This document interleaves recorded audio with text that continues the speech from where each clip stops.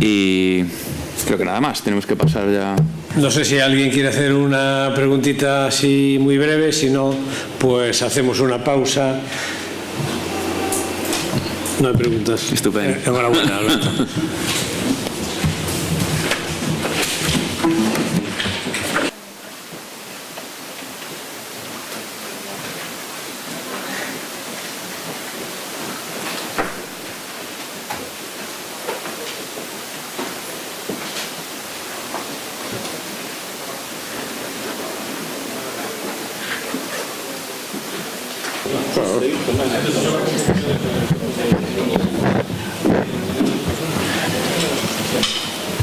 Prueba, yo creo que sí. Sí. ¿Sí? No, ese no. Bueno, habla, No, no lo porque pasas luego. seguramente este. Ahora sí funciona, ahora sí. Deberían darle por ahí atrás. Sí. Bueno, buenas tardes. De nuevo retomamos las actividades y lo hacemos con una nueva experiencia, en este caso sobre la animación en Galicia, o film en Gurras. El film Arrugas sería en castellano una obra de Ángel de la Cruz. Yo voy a presentarles. Ángel de la Cruz está aquí a mi izquierda. Él tomó contacto con el cine, empezó sus relaciones con el cine en el año 93, en una, digamos, que actividad un poco curiosa, que era ayudante de decoración, nada que ver con lo que fue haciendo después. Fue ayudante de decoración de Félix Murcia en Tirano Banderas, la película que dirigió José Luis García Sánchez. Luego se pasó al mundo del guión y de la dirección, siempre en la década de los 90, entre el año 95 y 97. Y su primera producción comercial como guionista y director fue un largometraje de animación de todos conocido, El bosque animado, en el año 2001. Es una adaptación de la obra homónima de Venceslao Fernández Flórez. Luego seguiría una producción hispanolusa, también de animación, El sueño de una noche de San Juan, digamos que una interpretación libre del Sueño de una noche de verano de Shakespeare. Y ambas obras fueron premiadas con un Goya de la Academia de las Artes y las Ciencias Cinematográficas.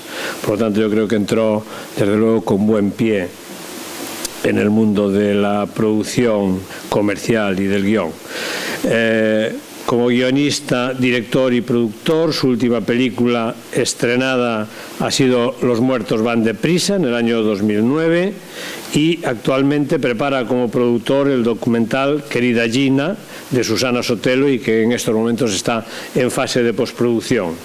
Como guionista y productor ejecutivo, ha estrenado, como decíamos antes, que es el objeto de su intervención hoy, la película de animación Arrugas. Esta es una película del año 2011, dirigida por Ignacio Ferreras y con la que el año pasado consiguió el Goya al mejor guión adaptado, además de Goya también a la mejor película de animación. Por lo tanto, creo que tenemos un ponente de primer nivel y es un placer para todos nosotros tener con nosotros a Ángel de la Cruz, que toma la palabra. Ángel, bienvenido y muchas gracias. Nada, muchas gracias a vosotros por invitarme. Pues sí, lo que os vengo a hablar es un poco de la película Arrugas, de cómo nació esta película, cómo se desarrolló y bueno, y un poco la trayectoria que está siguiendo, que todavía anda un poco por ahí. Arrugas es una adaptación de un cómic, de una novela gráfica de un gran dibujante y guionista de cómics español, que es Paco Roca, valenciano en concreto, que en el año 2008, en noviembre del 2008, consiguió el Premio Nacional de Cómic. Y fue esto un poco el pistoletazo de salida. Se puede decir que esta película, el gran mérito de llevarla a cabo es de Manuel Cristóbal, el productor, porque él fue el que estaba buscando ideas, quería hacer además una película para adultos, de animación, y al enterarse de que este cómic había recibido el Premio Nacional, lo fue a comprar, le gustó y inmediatamente se puso en contacto con la editorial, que aquí en España era Astiberri, pero curiosamente se encontró con que los derechos para todo el mundo los tenía una editorial francesa, Delcourt, que era la editorial que primero publicó este cómic. Este cómic se publicó primero en Francia, antes que en España incluso, y que en ningún otro país. Pues esto fue en noviembre del 2008. En diciembre, como regalo de Navidad, me mandó el cómic a casa y me dijo si podía hacer un guión de una película de animación. Entonces yo lo leí, me entusiasmé inmediatamente con la historia, le llamé inmediatamente y le dije que no solo de animación, es que se podía hacer un cómic para una película con actores, una película de imagen real. Y antes dije que el mérito era de él, porque en ese momento me dijo, ya, lo que pasa es que una película con 2 ancianos en un centro geriátrico, con uno de ellos enfermo de Alzheimer, con actores puede haber, hay unas cuantas, pero de animación va a ser única. Y efectivamente el tiempo yo creo que le ha dado la razón. Nos pusimos inmediatamente a escribir el guión, yo en colaboración con Paco Roca y después con el que sería el director. En marzo del 2009 teníamos una primera adaptación, hubo 3 versiones, una primera versión, y inmediatamente esa versión la empezamos a mover. Y yo puedo decir que después de haber hecho, pues haber trabajado en 3 películas de animación, nunca habíamos conseguido tal nivel de apoyo tan rápido, ¿no? O sea, todos esos logotipos que veis ahí abajo de patrocinadores, aparte de las productoras y de la agencia de ventas que está al principio, pues tanto el Ministerio de Cultura español como la Xunta de Galicia y las televisiones, Televisión Española, Televisión de Galicia, Televisión Valenciana, entraron. Pues la primera presentación fue en marzo del 2009 y en septiembre del 2009, 6 meses escasos, estaba financiada la película. Es cierto que es una película de bajo presupuesto, con una animación muy sencilla, y la película no alcanza los 2 millones de euros, 1.900.000 por ahí más o menos, y que realmente es un presupuesto bajo para lo que se está haciendo actualmente en España. Del año anterior era Chico y Rita, por ejemplo, que es una película también de animación 2D y costó 10 millones de euros, ¿no? Entonces realmente pues era una producción baja, pero era esto no poder hacerla. Entonces se financió, ya digo, en estos 6 meses, y en septiembre, ya con la financiación prácticamente cerrada. Bueno, hay que decir que ahí falta R, que entró después, pero también entró en la película. Decía que en septiembre del 2009 se contrató al director, que fue también una apuesta de Manuel Cristóbal, por un nuevo valor. Realmente él venía del mundo de la animación, era storyboardista, fue ayudante de dirección en la película francesa El ilusionista, una película de animación que también estuvo nominada al Oscar incluso, y él tenía un corto de animación muy bueno. A Manuel le gustó y le quiso dar la oportunidad, y también eso fue pues realmente un gran acierto, porque ha demostrado ser un narrador excelente, Ignacio Ferreras. Él se puso a dibujar él mismo el storyboard, todo esto os lo iré enseñando poco a poco. El storyboard que empezó en septiembre, y en diciembre más o menos, diciembre del 2009, enero del 2010 lo tenían terminado. Y ahí empezó la producción. Y ahí, de nuevo, yo creo que se batió otro pequeño récord, porque empezó a producirse en enero del 2010 y 1 año y medio, 1 año y 8 meses o 9 meses más tarde, 1 año y 9 meses más tarde, en septiembre del 2011, se estrenó en el Festival de San Sebastián, lo cual para una película de animación, pues yo creo que también es un récord. ¿Cómo nació esta...? Antes de contaros cómo nació la película, ya casi os lo dije, ¿no? Que fue porque el cómic recibió un premio y el productor lo vio y ya se enamoró de la historia. Pero cómo nació la historia, lo cuenta siempre Paco. Él siempre dice... las historias no nacen de la nada, realmente, nacen siempre de algo que tenemos dentro, de algo que vemos. O sea, hay que buscar nuestra materia prima, de la nada. Es decir, aunque muchas veces a los que creamos historias se nos llama eso, precisamente creadores. Crear es sacar de la nada y de la nada no sale nada, como decía el Rey Lear de Shakespeare. Pues aunque parezca mentira, Paco siempre cuenta que este señor, Michael Caine, fue el que le dio la idea de hacer el cómic. Él lo cuenta muy bien, pues con dibujos, que es pues su fuerte, ¿no?, con cómic. Quería hacer hacía tiempo que le rondaba en la cabeza hacer un homenaje a sus padres. Afortunadamente ninguno de los padres de Paco sufre Alzheimer como el protagonista de la película, pero sí tienen una problemática. La gente cuando se hace mayor pues tiene sus propios problemas, y muchas veces la gente más joven pues los olvida de alguna manera. Él quería hacer algo para homenajear pues a la gente de la tercera edad. Cuenta también una anécdota que también le dio mucho que pensar, que trabajando para una agencia publicitaria, ilustrando un cartel en el que aparecía mucha gente, en medio de esa gente había una pareja de ancianos, y cuando presentó pues el boceto le llamaron de la agencia para decir que estaba todo muy bien, pero que por favor borrase a los ancianos porque eran antiestéticos.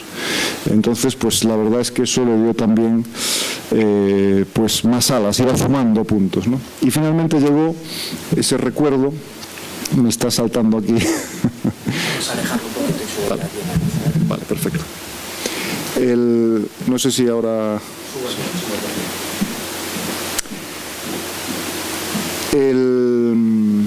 Michael Caine decía que cuando recogió su segundo Oscar al mejor actor de reparto, que me parece que fue por las normas de La Casa de la Sidra, una película basada en una novela de John Irving, dijo algo así al recogerlo, dijo algo así como: me tengo que conformar con el Oscar al mejor actor de reparto porque con mi edad ya no me dan papeles protagonistas. Entonces esa fue ya la chispa final, y dijo que le hizo ver que le ayudó a lanzarse a escribir y a dibujar una novela gráfica en la que los protagonistas fuesen todos pues personajes mayores de la tercera edad con sus propios problemas, ¿no? Y la inspiración la tuvo muy cerca de su casa. Ya decía antes que ninguno de sus familiares padecía ninguna enfermedad asociada a la tercera edad, pero un amigo de él, su mejor amigo posiblemente, tenía un padre que hoy ha fallecido, enfermo de Alzheimer, que es el dibujo realista, es el que está a la derecha, y en él un poco su caricatura es el de la izquierda, que se parece mucho al personaje de Emilio, que era el personaje protagonista de la película. Es decir, se inspiró directamente pues en el padre de este amigo, entre otras cosas porque Paco en ese momento, he de decir que yo como guionista, a pesar de que fue un guión duro, fue uno de los más fáciles técnicamente de mi vida y el más gratificante sin lugar a dudas, porque tenía muchísimo trabajo hecho. Yo todo ese trabajo que muchas veces tenemos que hacer los guionistas de investigación, de documentación, de desarrollo, lo tenía hecho Paco en una gran medida. Él se puso a investigar y se puso a documentarse sobre el tema, visitando, pues por ejemplo, estos son bocetos y fotos que sacaba él, centros geriátricos, entrevistaba a los ancianos, pero precisamente se apoyó en este amigo porque él no tenía ningún familiar en un centro geriátrico y no le dejaban entrar muchas veces a hacer este tipo de preguntas, y fue pues gracias al padre enfermo del amigo el que pudo, bueno, pues ir tomando estas notas. Estos son los apuntes previos a desarrollar un poco pues la historia. Es su guión, ¿no? El guión del cómic inicial antes del guión de la película. Después del guión, con esas notas que él iba tomando, ya dibujaba directamente a lápiz. Esta es una plancha inicial del cómic que después pasaba a ordenador y iba dándole color, y esto pues es una plancha final, ¿no?, de lo que sería el cómic de Arrugas. Muchos de los personajes están basados en personajes reales, es decir, la historia no es una historia real, pero muchos de los personajes sí son personajes reales con nombres cambiados y que tenían esas reacciones que tenían también los personajes de la película.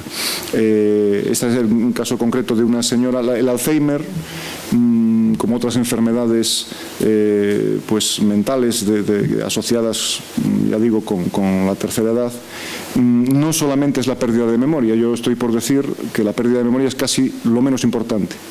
Un enfermo de Alzheimer pues se le cambia el carácter, tiene alucinaciones, es decir, pasa por muchas fases hasta que, bueno, pierde la memoria y pierde un poco al final del proceso pues toda la conciencia, ya no se vale por sí mismo. Esta era una mujer que se imaginaba, está en la película, que se imaginaba que viajaba en el Orient Express y bueno, pues también quiso él inicialmente ya en el cómic y luego también en la película reflejar todas estas alucinaciones que tenían pues este tipo de enfermos. A la hora de trabajar en el guión, yo había ya realizado adaptaciones, pero de novelas, nunca de cómic. Entonces esto fue, cuando intentas pasar de un texto literario a imágenes, que es lo que tú estás intentando describir en un guión, pues tiene un determinado proceso, pero en este caso eran ya imágenes que había que procesar en otras imágenes, ¿no? Era algo, pero descritas con letra. Entonces, como veis aquí, ya insinuaba, es decir, era un poco parecido a un storyboard, ya insinuaba el propio cómic pues muchas tomas, muchos tipos de planos, como esa escalera que tenía realmente una importancia y un dramatismo en la película, porque en el centro donde ellos estaban, la planta baja estaba dedicada a los enfermos sin demasiados problemas, pero la planta de arriba estaba dedicada a los asistidos, que le llamaban ellos, que eran los que ya no se podían valer, y para ellos eso era un terror, para ellos, o sea, es decir, cuando ya no se podían valer, los subían a la planta de arriba.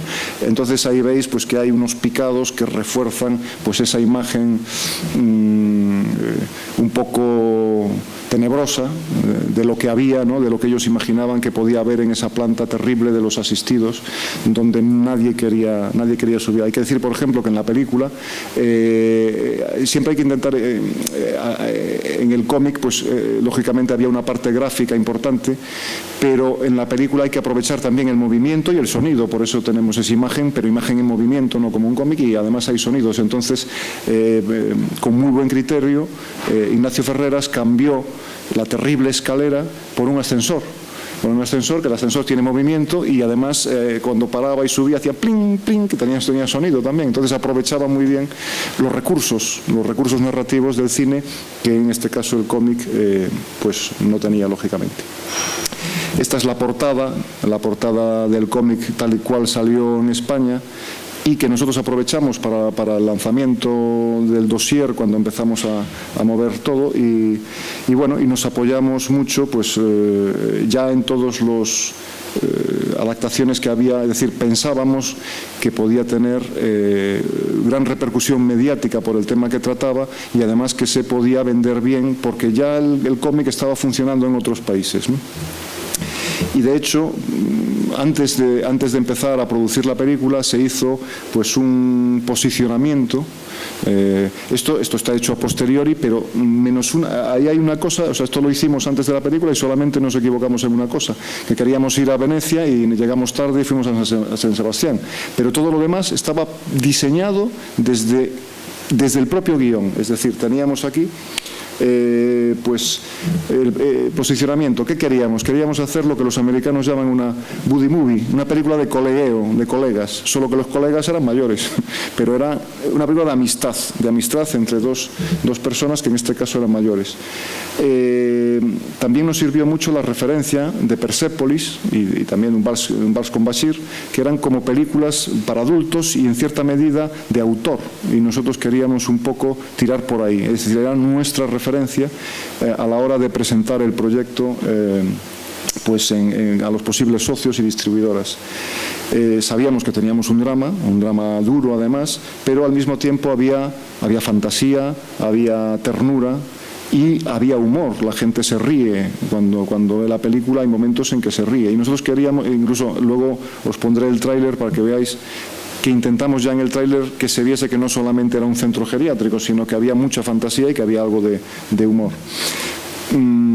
Es una película para todos los públicos y yo de hecho he tenido la oportunidad de verla pues en institutos con gente muy joven, pero no era nuestro público, ¿no? Nuestro público pues es gente pues ya adultos, ¿no? De 25 a 55 años, y había un segundo target, un segundo público, una franja de público que ya entre los 50 y los 60. Más allá de los 60 pues tampoco, porque claro, por razones obvias se podían sentir identificados y es una película que en fin, que es dura, dura pero optimista, creo yo, ¿no? Que de alguna forma. En cuanto a nuestras fortalezas de marketing para luego poder vender la película, pues eso, esto es lo único. Queríamos ir a un festival, habíamos puesto Venecia como meta y no llegamos porque Venecia cierra la selección en junio precisamente, y nosotros en junio no teníamos la película acabada. Presentamos un copión de trabajo en julio a San Sebastián y enseguida nos admitieron. El director del festival, que se estrenaba ese año, José Luis Rebordinos, es un fan de la película desde que vio el copión, y pudimos estrenar ese año en San Sebastián y recibimos unas fantásticas críticas, no solo de la prensa nacional, sino, por ejemplo, The Guardian la consideró una de las mejores 5 películas del mundo de ese año, al lado de The Artist, al lado del El Árbol de la Vida, en fin. Y Hollywood Reporter dijo que era una de las mejores películas, y ponía entre paréntesis, de cualquier género, es decir, no solo hablaba de animación, españolas de la última década.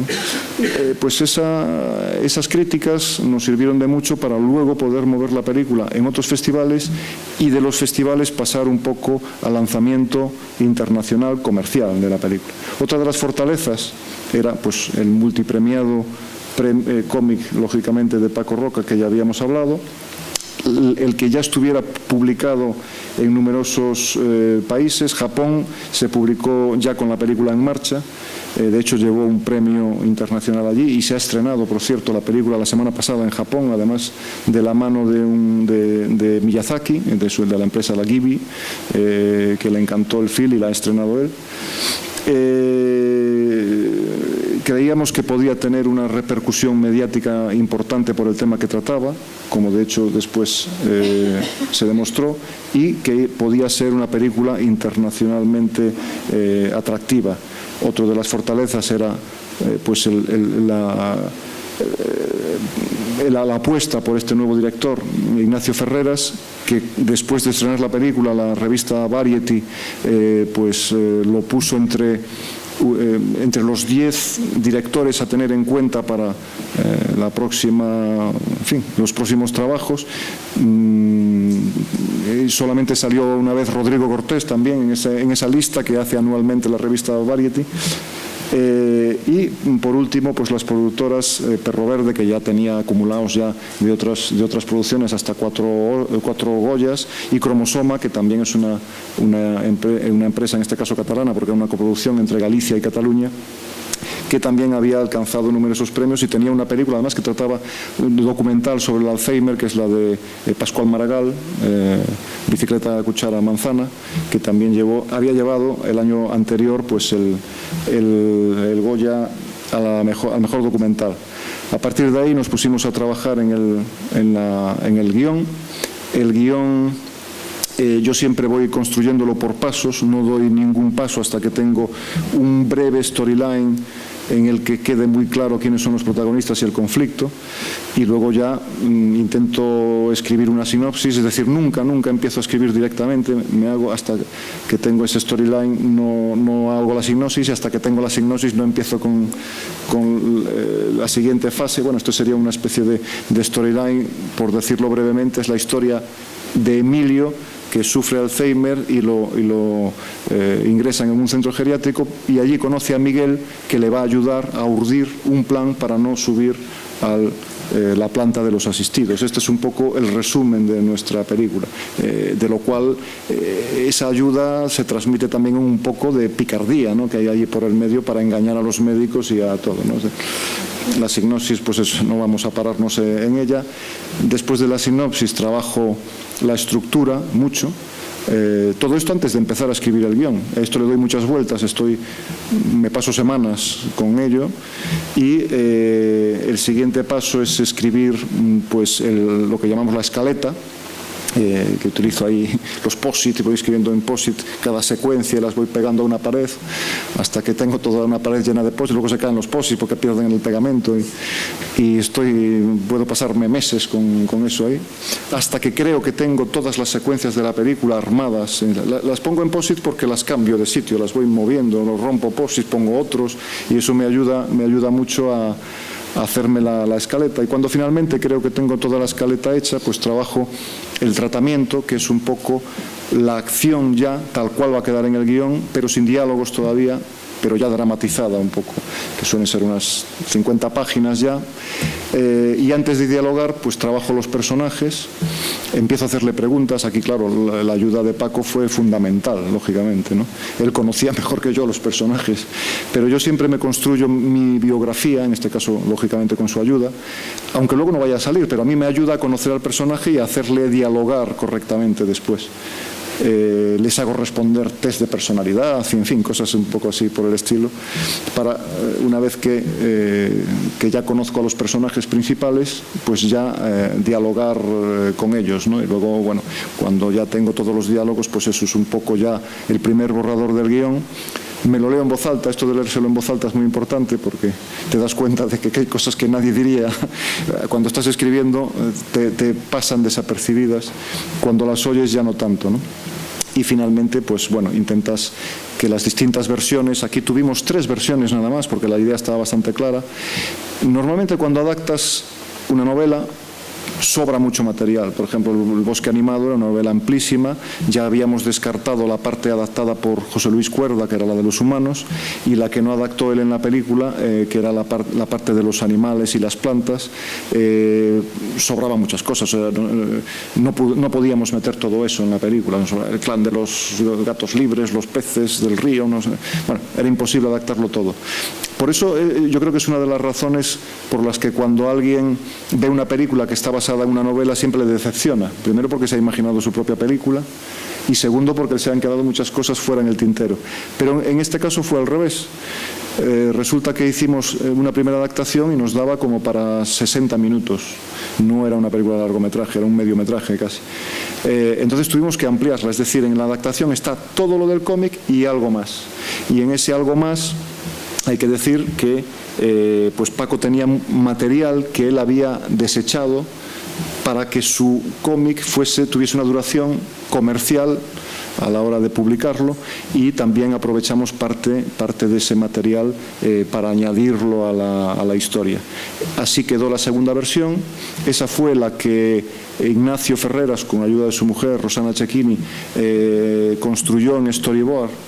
Y después hizo el Animática, que es el story movie ya con sonidos de referencia y tal, y ahí, claro, surgieron nuevas cosas que me las iban pasando para que yo las metiera en el guión y cerrase con una tercera versión que fue la definitiva.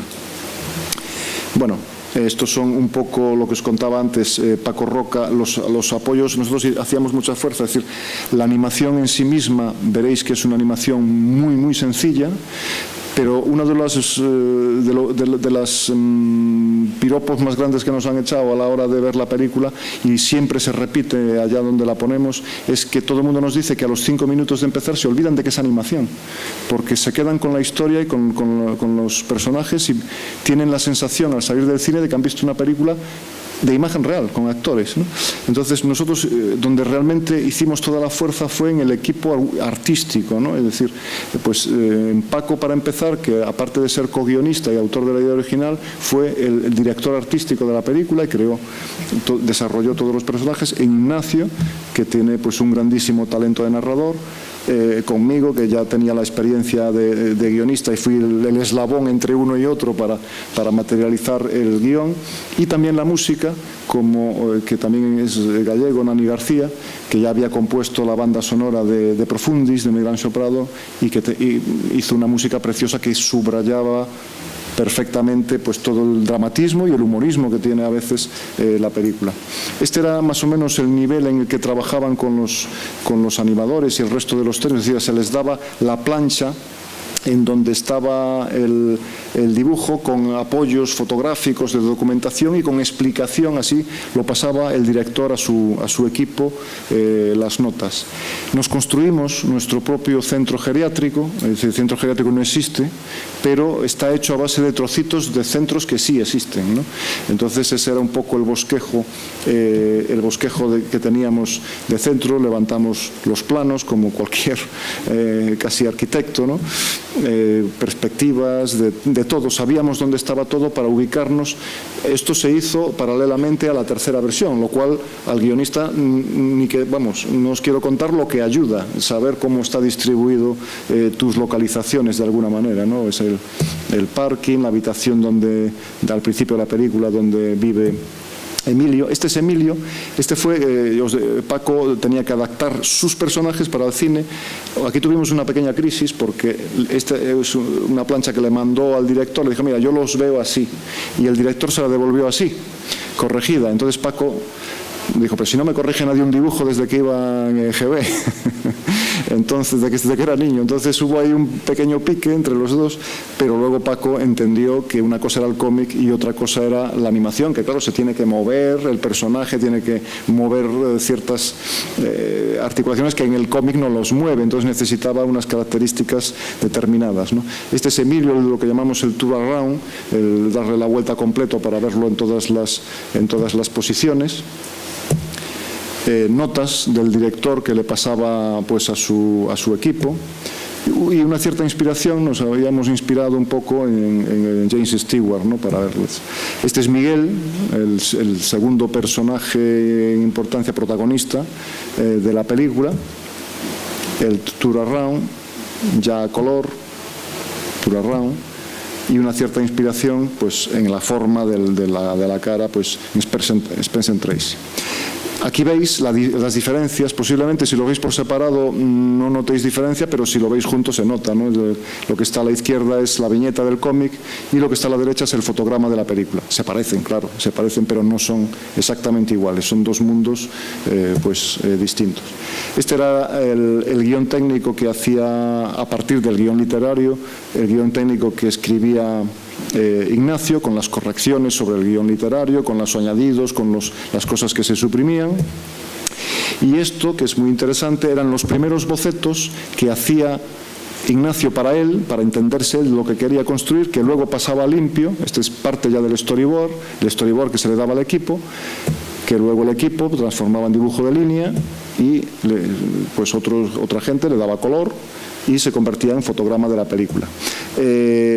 Os decía antes que Paco pasó todo su story a lo que llamamos el animática, que es el story con sonidos ya de referencia. Está en el DVD, además, porque es muy simpático. Ignacio Ferreras, aparte de dibujarlo, dobló él a todos los personajes, le puso voz a los hombres, a las mujeres, al argentino, al que no era argentino, y este es un trocito, por ejemplo, de cómo del nivel de acabado del story.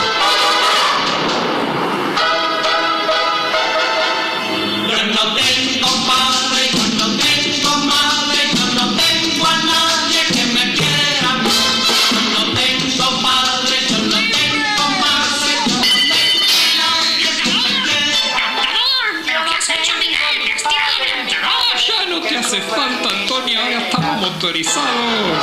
Un momento, ¿ahora qué vas a hacer? Coche, digo yo. No te preocupes ahora por eso, ya te consigo otro andador que me haga falta. Sube la capota que me está quedando cosa. La capota, no lo digas así. Bueno, era solamente un ejemplo para que vieseis el nivel. Toda la película se hizo así antes de empezar a producir la película. Ese es el trabajo que hizo de septiembre del 2009 a enero del 2010. Se hizo toda la película él solo, solo con su voz y con su dibujo y con la ayuda de su mujer. Desde Escocia, él vive en Edimburgo, aunque es español, pero pues estuvo trabajando él así. Esta es una de las cosas que más me gustan, que son los estudios de luz y de color. Están hechos a mano por dos artistas holandeses, con con las indicaciones del director, de Ignacio, y de Paco, que era el director artístico. Os los paso muy deprisa para no... Pero es donde se define pues el estilo visual de la película. Está hecho sobre los dibujos a lápiz del storyboard de Ignacio, pues esta gente cogía y lo pintaba, ¿no? A partir de aquí se intenta después, en los fotogramas finales, darle, aquí esta es la parte gallega, esto es San Andrés de Teixido, que existe y nos hemos inspirado un poco en él. No estaba en el cómic, lo metimos nosotros en la película, igual que la playa de las catedrales. Y esto ya son fotogramas de la película que intentan pues imitar ese nivel de acabado a mano, digamos, de los estudios de color, que son pues uno de los trabajos más bonitos de la animación. Este es un cómic, ahí entramos en la parte un poco de promoción, un cómic que hizo el propio Paco. Es muy bueno para el marketing tener a un dibujante, porque te dejan espacio en toda la prensa. Este era un cómic en el que él explicaba cómo se hizo la película, y que El País publicó en un dominical a doble página, y nos lo publicó gratis y una semana antes del estreno. Es una publicidad fantástica, ¿no? Y es pues hecho por él. Este fue el estreno, como os decía, en San Sebastián, que supuso pues el espaldarazo y tal. Este es Paco e Ignacio, que esta es la prueba de que a pesar de que se picaron, al final se hicieron amigos.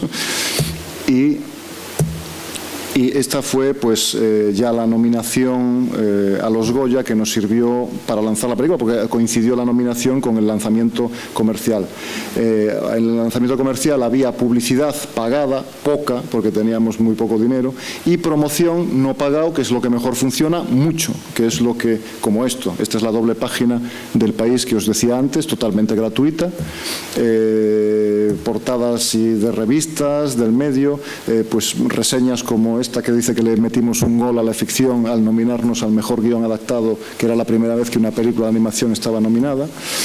Y esto ya sí es publicidad, lo que hay ahí abajo en la esquina del diario del País. Pues hubo pues hasta escaparates que nos dedicaron esa semana, como la librería 8+, especializada en productos de cine en Madrid, o como la propia FNAC en Madrid, que también nos dedicó el escaparate la semana del estreno. Bueno, se estrenó hasta en lugares pequeñitos. Esto era lo que teníamos en aquel momento de marketing. Teníamos la película, la banda sonora, el cómic y un libro de arte que hicimos explicando todo esto, cómo se hace la película. La carátula del DVD que salió posteriormente. Este es un dibujo de Paco haciendo que está, en fin, que como si fuera el rodaje de una película de imagen real. Estos somos nosotros, más felices que dos perdices, recogiendo el Goya al mejor guión, y los productores recogiendo el Goya esa misma noche a la mejor producción de animación. Esto es muy curioso porque en los Goya la Academia le invitó a Paco que hiciese un cómic para la revista de la Academia en la que contase la noche de los Goya. Y como anécdota os contaré que esto al día siguiente se tenía que ir a Japón a recibir un premio, y como no contábamos con que nos iban a dar el Goya al mejor guión, él ya tenía hecho esto, haciendo que recogía el productor el premio a la mejor película, pero esta viñeta, esa viñeta de ahí, que es donde recogemos el mejor guión, era otra en donde nos decía, pues, no pudo ser. Y esa noche tuvo que cambiarla, porque al final sí pudo ser, y tuvo que cambiar la viñeta, que estaba hecha como que no nos lo daban, vamos. Estos fueron algunos, no todos, de los festivales por los que pasó. Aparte de San Sebastián, estuvo nominada a los premios Annie de la animación en Estados Unidos, estuvo preseleccionada para el Oscar, los 2 Goya, y bueno, estos fueron los primeros, porque aún hay más. En Bruselas, el premio del público, el premio especial de jurado de Annecy, y mejor película de animación en Stuttgart, ópera prima en el Festival de Cine Español de Nantes. Fue la Perro Verde, la mejor productora de animación del año en el Cartoon Forum, Cartoon Movie de Lyon, y bueno, en Ottawa, en Japón, y también estuvimos nominados al mejor film de los premios europeos de cine. Y gracias a ese paso por los festivales, la película se fue haciendo conocida, y el lanzamiento, la primera venta, recuerdo que se hizo en el European Film Market de Berlín en el 2012, y fue a Hong Kong. Fue la primera venta que se hizo, pero el primer país en estrenarla fue el 30 de enero de este año, que fue Francia, que le cambió el título, La Tête en l'air. A pesar de que el cómic allí se titula Arrugas, ¿no?, traducido al francés. Al día siguiente se estrenó en Rusia, no sé pronunciarlo, y después en Hong Kong, y el 23 de mayo se estrenó en Italia, Portugal, y se estrenó la semana pasada en Japón, ya digo, por Miyazaki, y los estrenos previstos donde ya está vendida la película pues son en Polonia, en Estados Unidos, en Inglaterra, en China, y toda Latinoamérica está vendido desde México a Chile y Argentina, pasando por Brasil. O sea que ha funcionado mejor que en España, la película fuera de España, pero bueno, España fue el primer sitio, el sitio donde se probó, y a partir de ahí, quizá por esa trayectoria internacional de premios en festivales, pues fue cogiendo fama. Tengo que pedir disculpas porque el tráiler no está subtitulado, pero os lo voy a poner como final para que veáis un poco cómo quedó la película, ¿no? De estilo... Seguro que las pueden dejar en la taquilla. ¿Para qué? Cuando acabe de cenar ya no llegamos ni a ver el final. Hombre, no, Sean, que tampoco es eso, ¿no? Cada día está peor de la cabeza. Ya os podéis ir. Ya he terminado.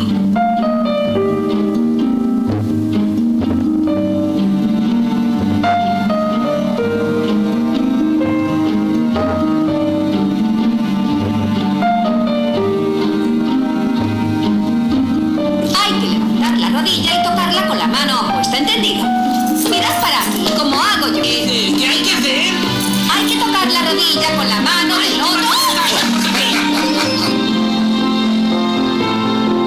Yo soy Miguel, tu compañero de habitación. Yo me llamo Emilio, encantado de conocerte. Pero si a mí me encanta ser viejo, es una maravilla. Saludar, Rockefeller, saludar. Miguel, podría usted no ser. No es cierto, mentiroso, no intentes confundirme.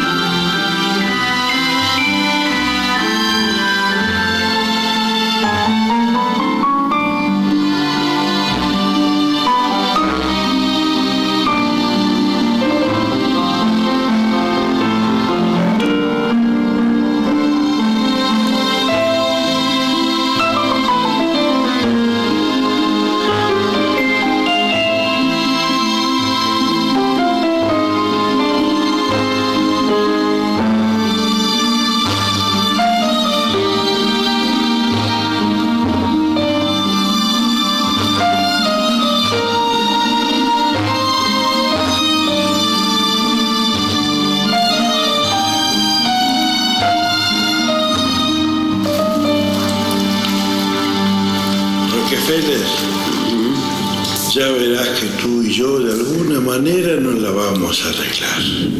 No vamos a acabar en el piso de arriba. Bueno, y esto pues es todo lo que tenía. No sé si tenéis alguna pregunta por ahí.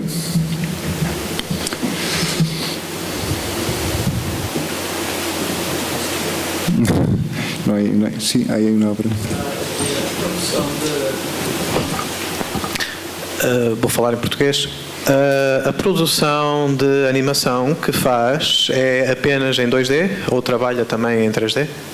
Sí, las dos películas anteriores que hice en animación, El bosque animado y El sueño de una noche de San Juan, que las dos se estrenaron en Portugal, y El sueño de una noche de San Juan además fue una coproducción con Portugal, eran en 3D. Era en 3D, pero esta se hizo en 2D por dos razones. La primera, una razón de presupuesto, era mucho más barato con este tipo de animación sencilla no pasarse de esos 2 millones de euros, y otra porque precisamente para que se pareciesen los personajes más al cómic, para que no hubiese tanta diferencia, ¿no? El cómic, pues claro, tiene 2 dimensiones y tratábamos de que los personajes fuesen lo más parecidos a los personajes del cómic. Posiblemente construidos en 3D ya se diferenciasen mucho más. E qual é a sua impressão em relação à imagem que as pessoas estão habituadas massivamente a ver os filmes de animação americanos e esta experiência em 2D? Como é que tem havido a recepção em relação ao filme? Tem havido a recepção em relação ao filme, apesar de toda a massificação da imagem da animação 3D americana? Não compreendi. Eu queria saber que impressão tem da recepção do filme. Sim. apesar de toda a massificação da animação americana que existe. Supongo que te refieres a si hubo, si no nos daba miedo competir, ¿no? con el cine americano. No sé si pilla bien la pregunta. Precisamente al hacer un producto tan distinto al cine de animación americano, es lo que nos está abriendo hueco ahora, a la hora de exhibirlo en todo el mundo. Es decir, mira, en los premios, por ejemplo, europeos de animación éramos 3 películas y había una gran producción británica que se había hecho en coproducción con Estados Unidos, que era Piratas, la de Aardman, de Peter Lorre, con un montón de euros de presupuesto y de dólares de presupuesto, y sin embargo la que ganó, no ganamos nosotros, pero la que ganó era una película checa, también hecha en 2D y también de cine de autor, se podría decir realmente. Entonces yo creo que esa diferencia, es decir, no podemos competir presupuestariamente con el cine americano. Yo cuando estrené El Bosque Animado no tuvo mal resultado, pero claro, competíamos, esa misma semana se había estrenado Shrek, la primera, y no había nada que hacer. Es decir, teníamos un espectro de target pues más infantil, y eso fue lo que nos salvó, porque Shrek es una película que entendían, está hecha para todos los públicos, pero entendían más los adultos, pero no se podía competir. Entonces la única forma de competir es hacer un producto que ellos no van a hacer, y este es algo que ellos no hacen. Una película para adultos en 2D, bueno, no hacen, habrá experiencias como en todas partes que hacen, pero que estamos al mismo nivel ahí, ¿no? Y yo creo que esa es nuestra fortaleza precisamente.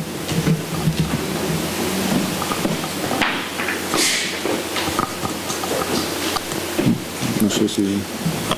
¿Alguna pregunta más? ¿Cómo está afectando al sector el recorte de las ayudas? Es decir, es la debacle total. Sí. Entusiasmo. Sí, cómo afecta al sector, pues bueno, de una forma terrible, ¿no? O sea, es decir, este tipo de cine además sin ayudas es prácticamente imposible de hacer, ¿no?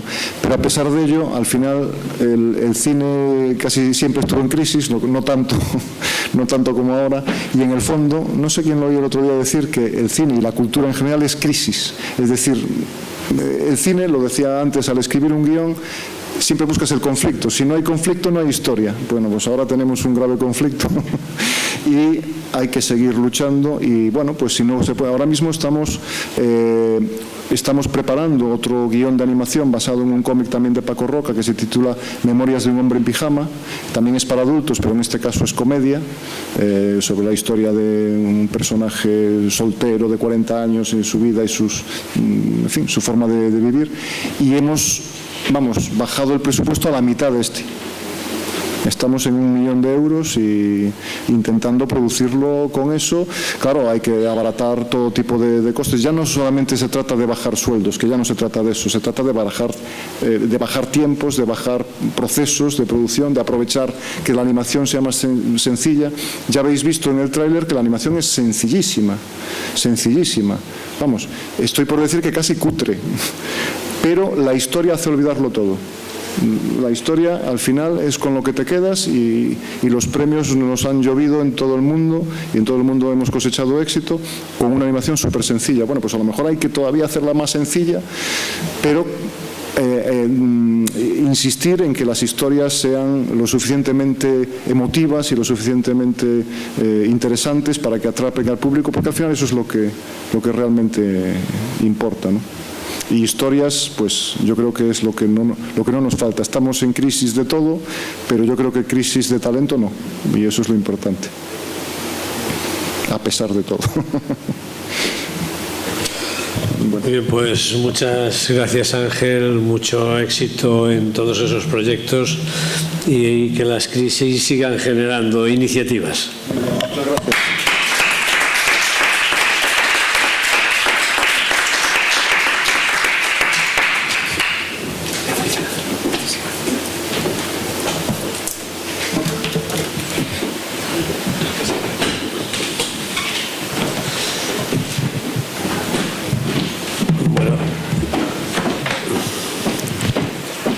Despedimos a Ángel, que se marcha inmediatamente de viaje.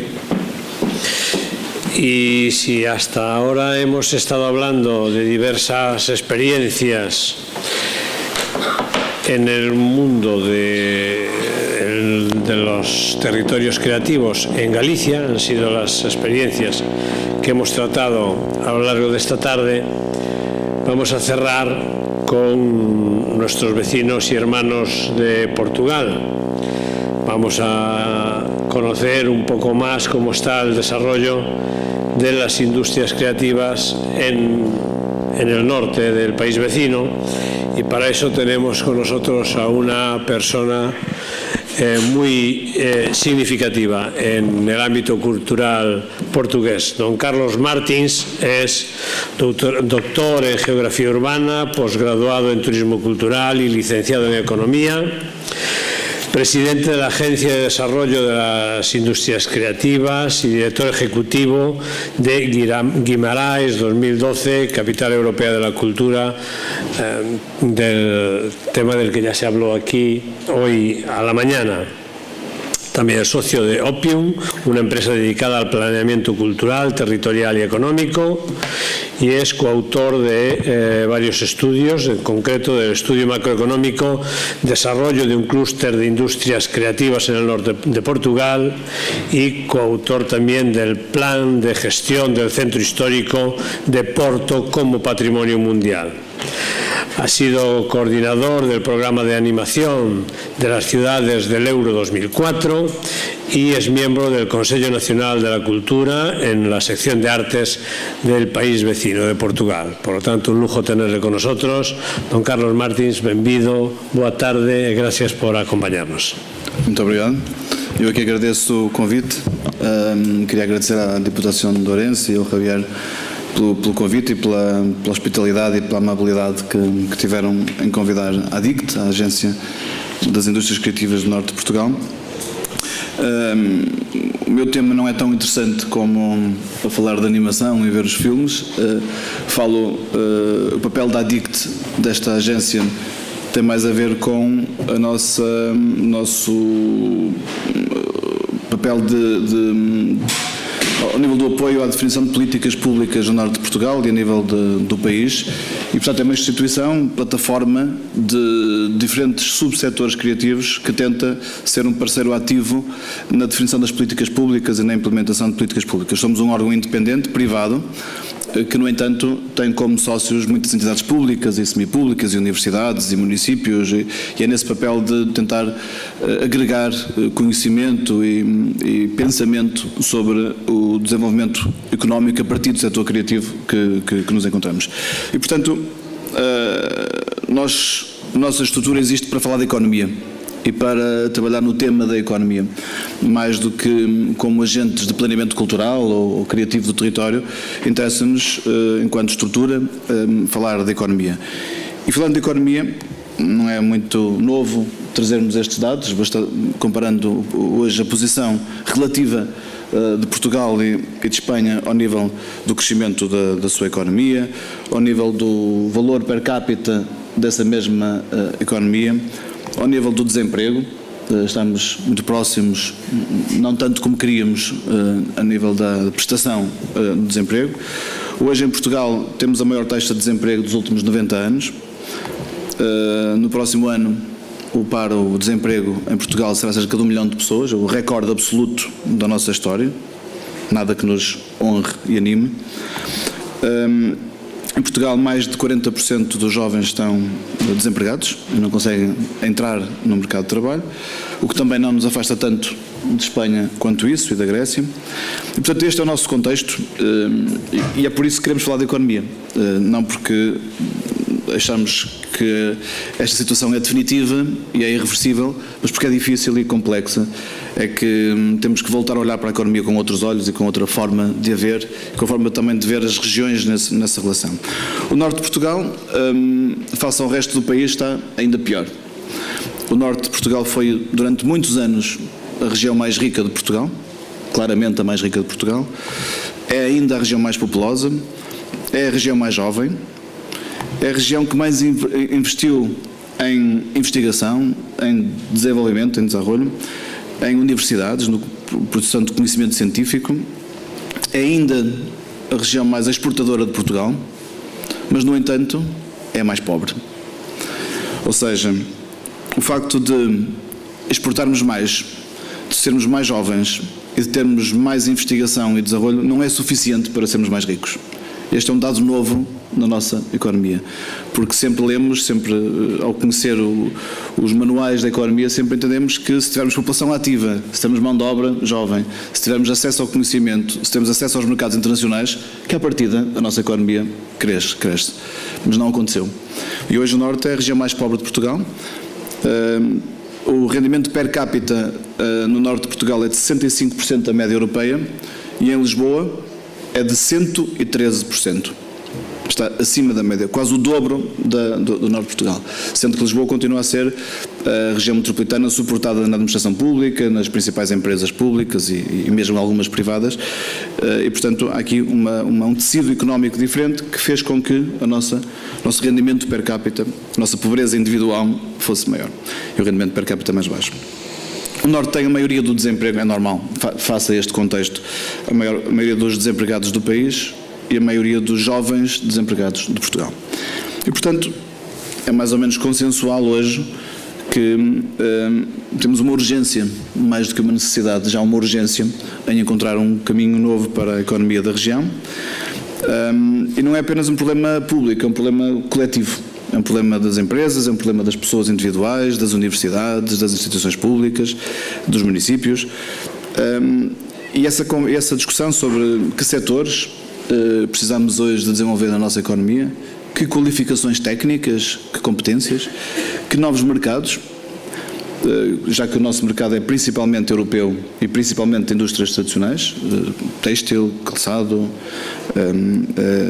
muito ligado a setores produtivos mais tradicionais, que recursos valorizar, que matérias-primas, que recursos simbólicos do território, que novos modelos de governação precisamos, porque compreendemos que este modelo de governação tradicional de um Estado central e de municípios, sem nenhuma estrutura intermédia, não tem levado a um aumento da participação dos cidadãos ou da democracia, pelo contrário. Que novos arranjos produtivos, como é que ligamos de forma diferente o têxtil e a moda, a produção agrícola e a nova gastronomia, como é que ligamos o turismo ao território, que novos arranjos produtivos, como dizem no Brasil, temos que desenvolver, e que políticas públicas, que não é, como disse, não é a única dimensão deste problema ou desta resposta, mas é importante, que políticas públicas novas para este novo ciclo. Ora, esta questão não é nova, e já no último ciclo de investimento comunitário, 2007-2013, a Comissão de Coordenação da Região Norte, que é uma estrutura administrativa do Estado, não é um órgão democraticamente eleito, mas, no entanto, é a estrutura que tem como responsabilidade articular política pública de âmbito regional e respondendo à aplicação de fundos comunitários em todo o Norte de Portugal. Esta Comissão de Coordenação decidiu identificar um conjunto de setores que mereceriam um investimento com discriminação positiva, digamos assim. E dentro e compreendeu que, obviamente, esses setores teriam que estar associados àqueles que, apesar de tudo, no mundo ocidental continuam a crescer. Genericamente designados, e vale o que vale o termo, economia do conhecimento. Percebendo também que a economia do conhecimento é diferente da outra economia. Não é apenas a matéria-prima que é diferente, que é o conhecimento e não matérias-primas naturais ou outras. É o próprio processo produtivo, é a própria cadeia de valor que é diferente. Porque ela é diferente nos modelos económicos, mas é também diferente nos modelos laborais, é diferente nos modelos legais, e basta pensarmos no acesso livre ao conhecimento ou na forma como hoje nós não trabalhamos mais em empregos para a vida, mas em projetos que se vão sucedendo, porque vivemos também numa matéria-prima, num processo de produção de valor diferente. E dentro dessa economia do conhecimento foi entendido que havia 3 dimensões desse conhecimento que nos interessava à região valorizar. O dito conhecimento sintético, mais conhecido como tecnologia, o dito conhecimento analítico, mais conhecido como ciência, e o conhecimento simbólico, que é menos valorizado no desenvolvimento regional, muito menos valorizado que a tecnologia ou a ciência. Nunca se fala noutra coisa que não seja quando se fala em inovação, na inovação científica e inovação tecnológica, mas há uma outra dimensão que no norte de Portugal é absolutamente central e decisiva para o futuro da economia do conhecimento, que é o capital simbólico, que é o conhecimento simbólico, também genericamente designado criatividade e ou cultura, que são faces diferentes da mesma moeda. Estamos a falar do talento inspirado no conjunto de elementos imateriais do território, mas também da sua história, do seu enquadramento natural, que formam formas de estar na vida, de ver o mundo, que são diferentes das outras e, portanto, constituem um património de conhecimento diferente, que poucas vezes é usado ao serviço do desenvolvimento económico. É mais pensado enquanto algo que temos que preservar enquanto comunidade, não algo que temos que transformar em valor económico. Esse foi o grande desafio deste primeiro ciclo de investimento. Considerando que, de facto, como disse há pouco, há grandes transformações da nossa sociedade que implicam, temos que encontrar novas formas de abordar esta questão. Por exemplo, hoje, os jovens, quando iniciam a sua vida ativa, têm uma esperança média, uma expectativa média de mudanças, de câmbios de emprego de 12 ao longo da sua vida profissional. Basta pensarmos nisso, que tipo de escola podemos ter para formar competências profissionais que vão ter que ser 12 vezes diferentes durante a sua vida e não apenas uma vez. Portanto, não é apenas um tema da economia, é um tema da sociedade, é um tema da organização dos modelos em que nos estruturamos enquanto sociedade. Pensar também que o conhecimento já não é o conhecimento da biblioteca ou da universidade, nem é o conhecimento da escola, é o conhecimento livre, disponível em plataformas digitais, 24 horas por dia, 365 dias por ano, todo o conhecimento humano disponível a qualquer hora. O que é que nos torna diferentes? Que conhecimento nós estamos a aportar a esta plataforma global? E pensando que este conhecimento forma-se de ideias, de inspirações, de talento das pessoas e que as próprias ideias passaram a ser uma matéria-prima, um produto de valorização económica. E quando falamos aqui dos mercados internacionais em que o filme Arruga está a circular no mundo inteiro, são as suas ideias feitas por estes produtores, por estes criadores, que circulam pelo mundo de uma forma completamente diferente. Ou como os filmes que produzimos em Guimarães, na capital da cultura, que hoje circulam por todo o mundo e são o nosso património simbólico que está a conquistar o mercado. Pouco ainda, mas algum. Também há uma tendência em alguma economia em valorizar esta questão, os famosos textos de Richard Florida ou Charles Landry, que são muito postos em causa na própria ciência económica e temos que os discutir com outra profundidade e não apenas como algum glamour que teve o tema da criatividade. Mas todos nós temos consciência e é unânime esta ideia de que a sociedade, sendo diferente, tem um outro papel para a cultura e tem um outro papel para a criatividade. A cultura enquanto, como disse, património simbólico que inspira práticas sociais, que inova também a sociedade, que nos permite compreender o mundo, vê-lo de forma diferente, apurar sentido crítico, e a criatividade que produz símbolos e significados que são também incorporados nos processos económicos e mesmo nos processos industriais. E a inovação da sociedade far-se-á para esta convergência entre estas dimensões de inspiração, estes novos significados, os novos símbolos, o design, etc., e a sua valorização enquanto negócio, enquanto produção económica. Este é genericamente o que estamos a falar. Chamemos-lhe economia criativa, indústrias criativas, indústrias culturais, não é muito... para nós já não é esse o tema, é a sociedade e a economia que são outras. Independentemente de querermos balizar ou departamentalizar esta questão, de facto vivemos um mundo diferente. Nós, à DICT, entendemos que o nosso papel é trabalhar estes setores, relacionar-nos com estas entidades e usamos a metodologia que as Nações Unidas usam para classificar o tema da economia criativa, desde a dimensão patrimonial, a produção artística, os mídia e as dimensões mais funcionais, como é o design ou a arquitetura, são estes no fundo, o horizonte e a paisagem económica na qual nós tentamos intervir. Também é hoje unânime e consensual, e por isso estamos cá hoje também a discutir este tema, que este conjunto de setores, apesar da crise global, tem continuado a crescer e tem continuado a produzir emprego, são mais resilientes à transformação económica do que outros setores. E é importante compreendermos isso enquanto cidadãos no século XXI. Esta economia global cresceu 8,7% entre 2000 e 2005, quando, a nível global, a economia tinha entrado em perda. Em média, entre 2002 e 2008, as indústrias criativas tiveram uma taxa média de crescimento à escala global de 14%, valendo já 592 mil milhões de dólares em 2008. Na Europa, valem 4,5% do PIB, empregam cerca de 8 milhões de pessoas, e em Portugal cerca de metade desse peso na economia, cerca de 2,6% do produto nacional e 2,8% do emprego. E por isso, em 2007, 2008, quando a Comissão de Coordenação da Região Norte pensava em desenhar estratégia para o futuro próximo, pensou que era incontornável o tema da economia criativa. E por isso colocou uma questão nova na sociedade, na região, que foi: temos ou não condições, temos ou não massa crítica, podemos ou não aventurar-nos a constituir um projeto político suportado nesta dimensão da criatividade e um projeto económico suportado nesta dimensão da economia criativa ou das indústrias criativas, chamando a isto genericamente um cluster criativo do norte de Portugal.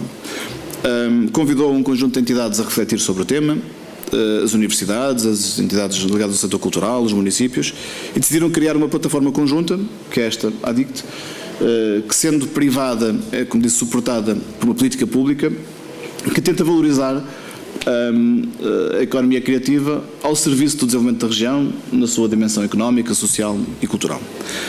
O âmbito geográfico é todo o norte de Portugal, mas o primeiro mapeamento que fizemos permite-nos compreender que é neste eixo entre Viana do Castelo e Aveiro, embora Aveiro já não seja em termos administrativos norte de Portugal, mas interessa-nos a Universidade de Aveiro, que é muito boa em termos de design, tecnologia, etc. Esta relação com este eixo, com o norte, até Viana do Castelo, até a fronteira com a Galiza, e depois a sua capacidade de relacionar-se com outros territórios, dentro e fora de Portugal, nomeadamente na relação com a Galiza. Este foi o nosso âmbito geográfico de intervenção, que foi definido. Estamos a falar de cerca de, só no arco metropolitano do Porto, este grande arco, cerca de 3,7 milhões de pessoas. E entendemos que uma das diferenças que tem o setor criativo face aos outros é, como disse há pouco, não chega a pensar na dimensão meramente empresarial ou económica, porque não há economia criativa se não houver territórios que se preocupem com a criatividade, se não houver pessoas com talento criativo e com inspiração. E por isso um cluster criativo não é apenas um conjunto de empresas.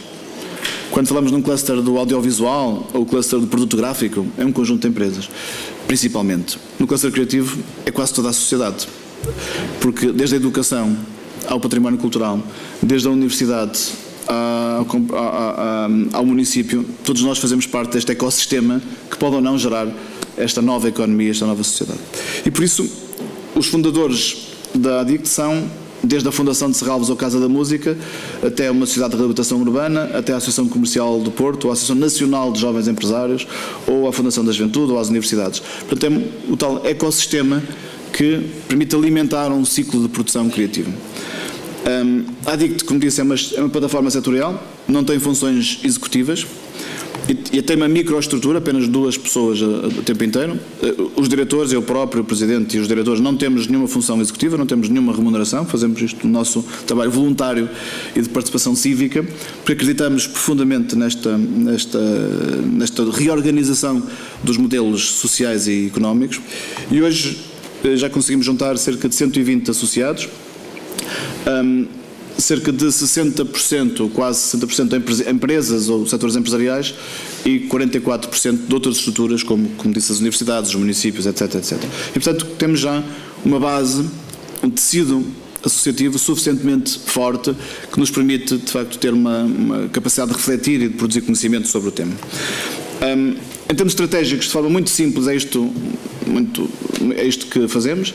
Tentamos produzir conhecimento, um eixo. Tentamos promover conectividade intrasetorial e intersetorial.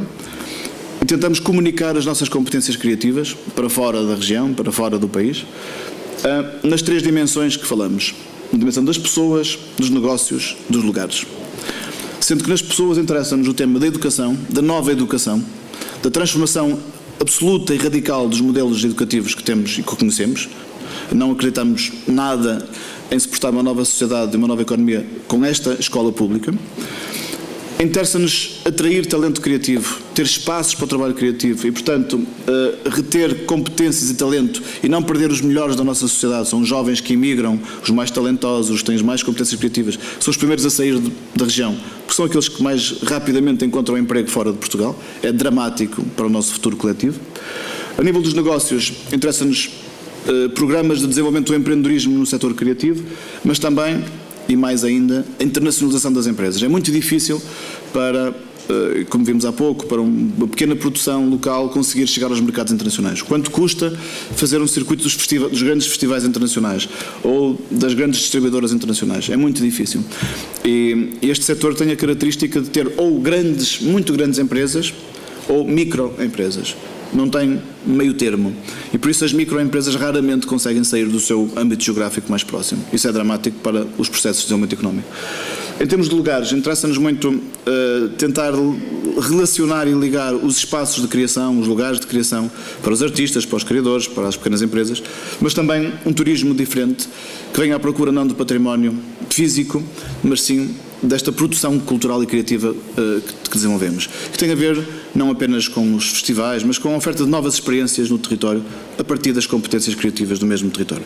Este é o nosso mapa estratégico, digamos assim, e é com ele que temos tentado desenvolver o trabalho. Recentemente fizemos um primeiro mapeamento norte de Portugal-Galiza, com a HDIC e com o Eixo Atlântico. Tentamos encontrar proximidades, complementaridades, valorização económica comparada e concluímos, que não era muito difícil de antecipar, que a nossa economia criativa conjunta, Norte de Portugal e Galiza, ainda é relativamente pequena, de reduzida expressão, e temos que começar com esta consciência. Nós podemos dizer que somos fantasticamente criativos, mas temos pouquíssima importância na nossa economia ainda dos setores criativos. E se não tivermos consciência da nossa reduzida importância relativa, dificilmente vamos conseguir fazer alguma coisa de muito melhor. No Norte de Portugal, por exemplo, cerca de mais de 60% daquilo que chamamos de setor criativo é produto gráfico, papel. E não é este claramente o sentido para onde está a caminhar a economia criativa à escala global. E mesmo nos outros setores vemos a pouca importância do software educativo, a pouca importância do audiovisual, média importância do design. Eu digo média porque numa região onde o setor industrial, o mobiliário, o calçado, o têxtil são tão importantes, é muito frágil ainda o suporte de design. E este é o nosso ponto de situação, ponto de partida. E comparando com a Galiza, há aqui algumas conclusões interessantes. Primeiro, o valor total da nossa economia criativa é muito próximo. 1.200 milhões de euros. O valor de cada uma das componentes, Norte de Portugal, Galiza. Mas quando analisamos por cada um dos subsetores, há complementaridades óbvias e há diferenças que são muito interessantes de analisar. Por exemplo, a importância da arquitetura no Norte de Portugal, que é superior à arquitetura na Galiza, ou a importância do setor audiovisual galego, que é 3 ou 4 vezes superior ao audiovisual português. Porque, por exemplo, não temos uma TV Galiza no território, não temos nenhum canal regional com a expressão que tem. Isto faz toda a diferença das pequenas produtoras, nos empregos à volta desse trabalho. No design, a importância relativamente grande do nosso design face ao galego, no entanto, muito suportado no design da orivesaria, que ainda é muito tradicional e pouco poroso ao novo design. Na música, a grande importância com o investimento que houve da valorização da música regional na Galiza e isso não ter acontecido no Norte de Portugal, e nota-se a grande diferença de valor económico. No produto gráfico, como disse, há um peso ainda importante de alguns jornais, de algumas revistas, de alguma produção gráfica no Norte de Portugal.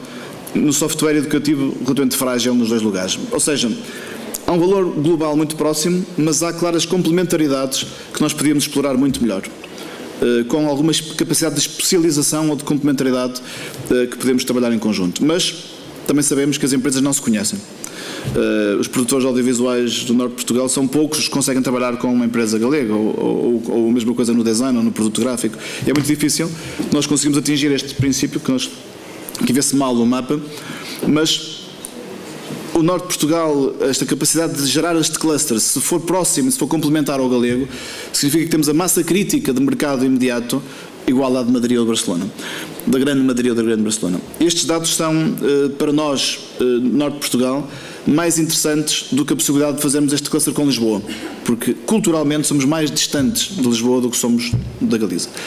E há aqui uma óbvia complementaridade, uma óbvia oportunidade de uma economia criativa conjunta, porque a fronteira é só psicológica, que nós não estamos a saber explorar.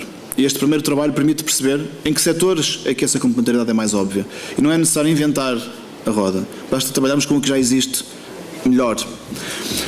No nosso caso, esta opção política teve como consequência um plano de investimento regional na ordem de 60 milhões de euros, que aconteceu neste último ciclo comunitário, e que permitiu desenhar um conjunto de infraestruturas de suporte, também algum trabalho a nível da comunicação, muito pouco ainda. Criamos uma marca Porto Região Criativa, porque entendemos que a palavra norte não é suficientemente simbólica, porque todos os países têm um norte. E o que marca simbolicamente, internacionalmente, a região ainda continua a ser a marca Porto, a marca do vinho, a marca do futebol, a marca do património. Começamos a desenhar uma campanha de comunicação das nossas competências criativas a partir desta marca, que está agora a ser preparada, porque só agora conseguimos financiar parte deste projeto. Vamos começar a fazer campanhas internacionais dos nossos talentos, dos nossos criadores. Houve um conjunto de infraestruturas também que foram construídas, estão ali os valores, 8 milhões de euros, mais 9, mais 4, mais 1, mais 19, mais 12, ou seja, um conjunto de grandes investimentos para apoiar a produção criativa. São espaços de produção, não mais espaços de consumo.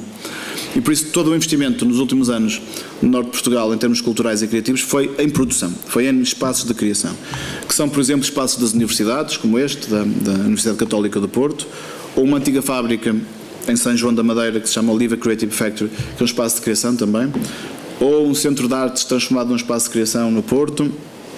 Em Santo Tirso, uma indústria têxtil transformada em espaço de criação na moda. Em Braga, abriu o mês passado, há 2 meses, o Generation, que é um espaço de criação no centro da cidade de Braga, ou em Guimarães, a Plataforma das Artes e da Criatividade, que foi inaugurada para a Capital Europeia da Cultura, que é um centro de arte contemporânea, mas também com uma incubadora de negócios criativos e um espaço de produção criativa. Também houve um conjunto de apoios a empresas privadas nestes setores e alguns eventos que tentaram alavancar o setor criativo, nomeadamente a Capital Europeia da Cultura, que foi financiada neste programa de indústrias criativas da região norte de Portugal e que apostou em criação própria, uma proximidade aos cidadãos, ao seu capital simbólico, à valorização dos espaços físicos da cidade, num investimento em programação cultural de 25 milhões de euros, em que cerca de 70% a 80% era criação portuguesa original, eram inéditos, novas comissões, novas encomendas, mas também a Capital Europeia da Juventude em Braga, o trabalho da afirmação internacional da Casa da Música, a Fundação de Serralves, também um trabalho de nova criação, no Douro, em Cerveira, a Bienal de Cerveira, que entrou neste programa também e que foi financiado, mas outros projetos também. E, portanto, aquilo que aprendemos, e para terminar, o que aprendemos ao longo destes anos, que foi o primeiro ciclo de tentar encontrar um discurso, uma prática e uma opção política acerca destes setores, é que a infraestrutura está construída, a consciência da importância do setor está hoje consagrada na política pública, mas não chega, e por isso estamos agora a desenhar um conjunto de propostas para o Estado português e para a Comissão de Coordenação da Região Norte para o próximo ciclo comunitário 2014-2020. E trazia aqui 8 ideias rápidas sobre a nossa preocupação nos próximos anos para valorizar o cluster criativo do Norte de Portugal. Primeiro, a consciência política da transformação económica e social e do novo papel que a criatividade pode ter na nossa sociedade. É o primeiro passo, é o mais importante. Ainda estamos longe de conseguir este objetivo. Por exemplo, no governo português não temos nenhum interlocutor para falar sobre este assunto. Porque a economia diz que não é o seu problema, a cultura diz que isto é demasiado económico, a tecnologia diz que só trata de infraestruturas digitais e os conteúdos, que é o mais importante, e a sua valorização económica não têm interlocutor político. Enquanto, por exemplo, no Brasil foi criada há 2 anos a Secretaria de Estado da Economia Criativa. E outros países já o fizeram, como o Reino Unido, etc. E, portanto, a consciência política é fundamental para a política pública, porque se formos a investir na indústria criativa só porque é moda, rapidamente ela deixa de ter qualquer significado social. E a consciência da sua importância é fundamental, e aqui queria relevar este trabalho que a Oriente está a fazer e em rede europeia para valorizar exatamente este tipo de questões. Segunda dimensão, como já falei há pouco, a educação e a formação de competências, que não pode ser mais apenas uma fase da vida das pessoas, tem que ser toda a vida e todas as competências, o que torna completamente urgente a reformulação de cima a baixo de todo o sistema educativo. Achamos que devemos começar com alguns projetos piloto, mais reservados, mas acreditamos que temos que ser mais incisivos. E este é um dos maiores bloqueios que tem este setor, porque os Ministérios da Educação são muito pouco abertos à mudança, ao câmbio das suas práticas, dos seus planos pedagógicos, dos seus planos curriculares, e mesmo que alguns professores o queiram fazer, rapidamente as estruturas administrativas bloqueiam qualquer tentativa de o fazer. Já tentamos em várias escolas públicas em Portugal lançar projetos piloto em que os criadores, os artistas trabalham diretamente com as escolas, os empresários trabalham diretamente com as escolas, e quase sempre há um problema administrativo que ultrapassa a nossa vontade e que torna impossível esta questão. E as escolas não têm suficiente autonomia, os municípios não têm suficiente autonomia para intervir neste processo. É dramática esta questão e achamos que é fundamental trabalhar sobre ela. Terceira dimensão, a regulação e a livre concorrência. São duas coisas diferentes, mas complementares. Há um conjunto de atividades que são novas, nomeadamente nos novos suportes digitais, que não têm ainda um enquadramento legal, um enquadramento administrativo, um enquadramento regulamentar suficiente para o seu desenvolvimento. Falo, por exemplo, na questão da música e o suporte digital. Quando 95% dos downloads de música no planeta são considerados ilegais, o que é que está mal? É a lei ou é o download? Não se consegue compreender que 95% das práticas sociais sejam consideradas ilegais, quando a lei é um padrão de comportamento social. Há qualquer coisa nova que tem que ser considerado. Mas isto não pode impedir que se valorize a propriedade intelectual. E, portanto, há aqui um novo compromisso coletivo, um novo contrato social que temos que desenvolver. E, portanto, esta dimensão da regulação e a livre concorrência, mas também a valorização da propriedade intelectual, que são temas diferentes, mas têm que ser tratados também sob o ponto de vista político de forma diferente. Depois, a política fiscal competitiva.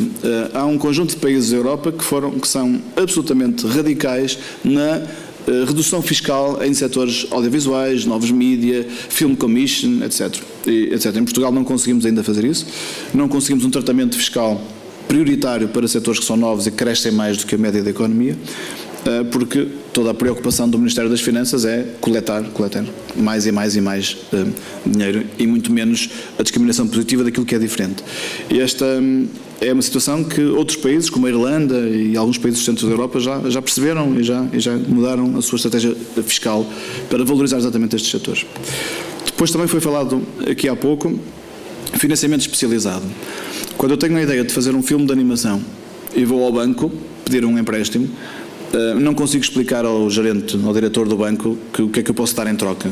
Enquanto quando faço uma fábrica posso ter o edifício como garantia, o filme não tem como garantia outra coisa que não seja o que está na cabeça das pessoas. Este modelo de financiamento é outro, implica uma especialização, novos recursos, novos modelos de financiamento, capital de risco, business angels, o que seja, mas que é diferente das práticas industriais tradicionais. E os mecanismos de financiamento público, por exemplo, os bancos públicos não compreenderam esta questão e não conseguem encontrar mecanismos de referência para este setor. E mesmo quando criam, e como aconteceu em Portugal, fundos de investimento especializados em setor criativo, as regras são completamente desajustadas daquilo que é o setor criativo. Há uma aprendizagem que falta fazer a nível do setor financeiro. Sétima e penúltima ideia, nós, enquanto noutros setores se iniciava um processo de empreendedorismo pelo mercado local e depois o nacional e depois um dia o internacional, os produtos criativos ou são internacionais no primeiro dia ou morrem.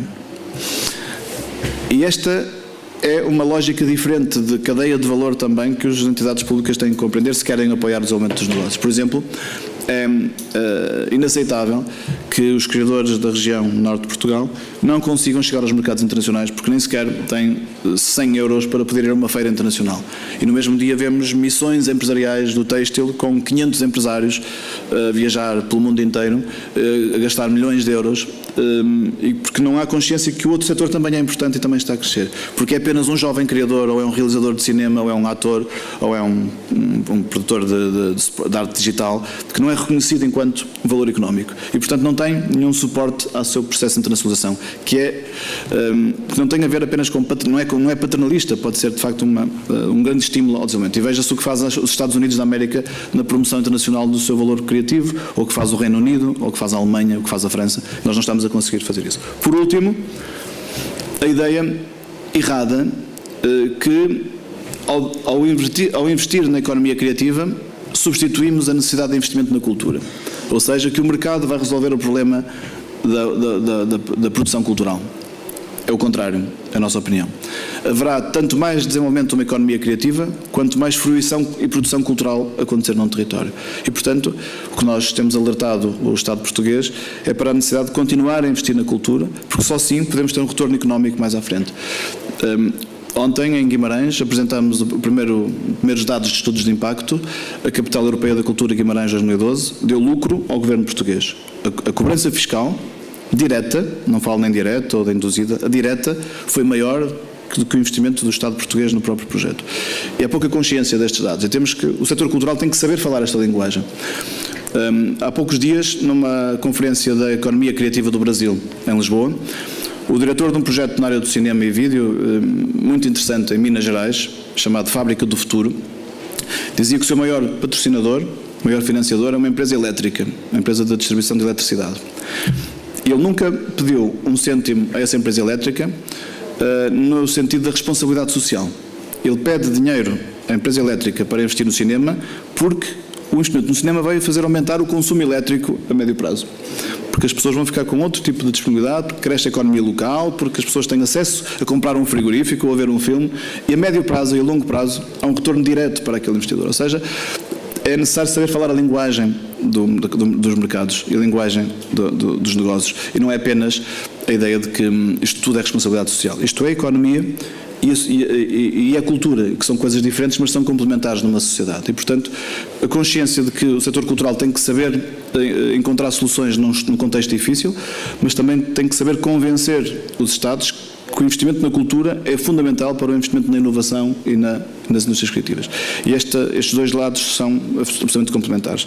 Este é o nosso papel, é isso que queremos fazer. Eu queria aqui manifestar a nossa absoluta disponibilidade para, em conjunto com as estruturas deste território, da Ourense e da Galiza, em pensarmos em projetos conjuntos, nomeadamente agora, que pela primeira vez a nível europeu, há um programa específico para a economia criativa à escala europeia, que se chama Creative Europe, e que necessita urgentemente de novas ideias e de novos projetos. E obriga a que os projetos sejam transnacionais. E, portanto, temos em conjunto, Norte de Portugal e Galiza, a primeira grande oportunidade de não depender diretamente dos nossos financiamentos próprios, mas à escala internacional, à escala europeia, conseguir encontrar projetos que valorizem as duas partes.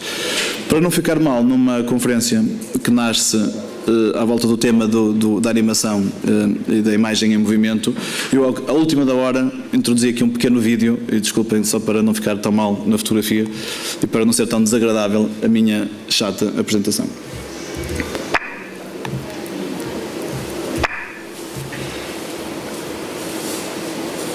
A crisis is a terrible thing to waste. A crisis is a terrible thing to waste. It's really important.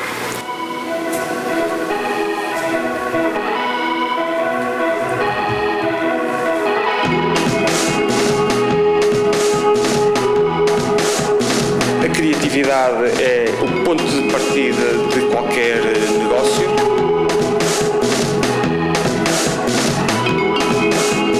Abordagens que são, se calhar, mais participativas, mais sociais do ponto de vista das suas preocupações, mais coletivas, mais reveladoras de uma percepção da cidade enquanto um espaço que é construído por todos.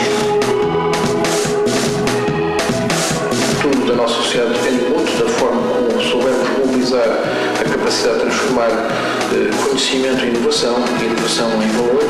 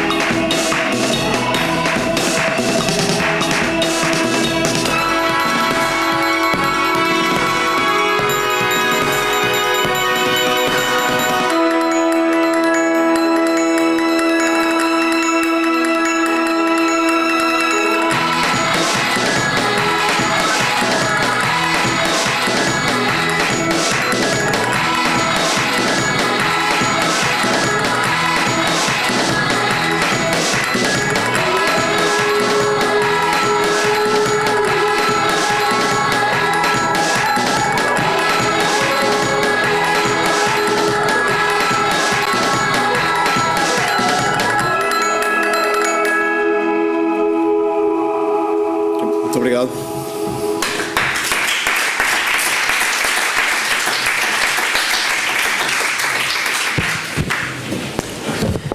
Bueno, pois abrimos entón un turno de preguntas. Se hai algún dos presentes interesados en presentarlle algunha cuestión a don Carlos Martins. Antonio Piñeiro, por favor. Eu pediríache que nos explicaras un pouco se está xa o Creative Europe do que falaches. Sim, o programa Europa Criativa já foi desenhado, está neste momento a encerrar o seu budget, a sua definição orçamental, pressupostária, que como primeira proposta era 1.800 milhões de euros, mas penso que vai ser reduzida para cerca de 1.200, é o que se fala, mas não é ainda definitivo. O programa começa em janeiro de 2014 e resulta da combinação dos dois grandes programas que havia na Europa nestes setores, que era o programa Cultura e o Mídia, que são extintos e que se convergem num único setor, num único programa, que se chama Europa Criativa, e que tem uma dimensão cultural, e no fundo é uma secção do programa que vai responder ao mesmo tipo de critérios que tinha o programa Cultura, que são, acima de tudo, a afirmação da língua europeia, da diversidade cultural, do intercâmbio cultural, da coprodução e da internacionalização. A mesma coisa com o Mídia, a tentativa de gerar um mercado interno e externo para os conteúdos audiovisuais europeus, mas tem uma novidade, que é pela primeira vez, além do apoio direto à área cultural e aos mídia, tem um outro eixo que é de apoio ao empreendedorismo. Tem um programa de financiamento, um fundo financeiro, diretamente suportado no Banco Central Europeu e na Comissão Europeia, que permite entrar como sócio em negócios internacionais ligados ao setor criativo. Ou seja, tentando ultrapassar o bloqueio do modelo de financiamento que temos hoje. Ou seja, nós conhecíamos nos municípios, por exemplo, os apoios do Banco Europeu de Desenvolvimento quando entrávamos em projetos infraestruturais, mas agora vai também haver uma linha de crédito para suportar negócios nos setores culturais e criativos. São as três dimensões. O programa já está disponível no website da Comissão Europeia, tem alguns dados. É uma tentativa de aproximação, mas aparentemente vai manter duas estruturas de análise distintas, a da cultura e o mídia. Vão manter-se autónomas em termos de análise de processos de candidatura. Mas, pelo menos, há um programa único, que é uma tentativa de encontrar um discurso novo sobre o que é cultura hoje na Europa, que é mais do que os setores tradicionais versus os novos. É a convergência das duas coisas. E, nesse sentido, penso que vão também ser dadas prioridades aos projetos de fusão, em que liguem artes performativas e novos mídia, que liguem cinema e música, etc., tentando criar aqui formas de relação. Aparentemente, há um outro critério importante, que no passado recente, em cada ano havia alguns países internacionais, potenciais mercados, que eram entendidos como prioridade para a União Europeia. Este ano foi Canadá e Austrália e por aí fora. Penso que vai terminar essa ideia, porque a Comissão Europeia compreendeu que num ano não é possível consolidar um mercado internacional. E por isso penso que todos os mercados internacionais são suscetíveis de apoio direto, ou seja, toda a tentativa de acesso a mercados internacionais é igualmente elegível. Isso é os primeiros critérios que foram surgindo. De qualquer forma, há uma conferência em Bruxelas, penso que é em outubro, novembro, já não me recordo, onde vai ser apresentado com todo o detalhe o programa. O partenariado vai ser... Aparentemente vão obrigar a 6 parceiros de 6 países diferentes, nos projetos maiores. De qualquer forma, já saíram algumas candidaturas neste programa, porque saíram já candidaturas a projetos piloto. Saíram 2 muito importantes no mídia, ligadas por exemplo, uma das candidaturas era um projeto piloto para a tentativa de gerar estranhos multiplataforma simultâneos. Ou seja, eu estar a estrear um filme de ficção no cinema, na internet, em DVD, em cabo, por exemplo. Tentar gerar este tipo de novos processos de produção e distribuição. Também já saiu um projeto piloto para uma plataforma europeia de festivais. 1.200.000 euros só para criar uma única plataforma onde os festivais da Europa podem trabalhar em conjunto. Portanto, ou seja, os mecanismos de financiamento que já foram sendo antecipados do novo ciclo claramente sugerem a convergência e o trabalho em rede. Esses são os dois princípios claros, óbvios, e a colaboração internacional. O que significa que, mesmo que a liderança seja de Espanha ou de Portugal, tem que haver sempre uma cobertura geográfica maior. E esta rede, por exemplo, que o Magina e outras, podem ser um bom ponto de partida para projetos europeus, sem dúvida.